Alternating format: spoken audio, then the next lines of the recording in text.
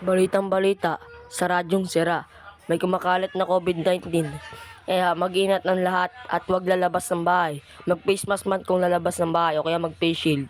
Pag-ingat, lalo na mga kabataan, mag-ingat ang lahat. Siyempre, kumakalat na naman ngayon COVID-19, ano ba yan? Hindi natin mag-ingat, mag-face mask. Kailangan natin mag-ingat.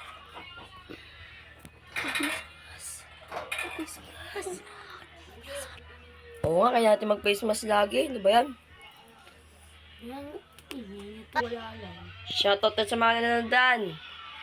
Oh, dun sa nanonood namin vlog, kailangan nyo muna mag-subscribe at i-like ang video. Para lagi tayong suporta sa ating video at mapapanood nyo. Shout out dyan sa wala. Next tayo sa video natin. Bye-bye!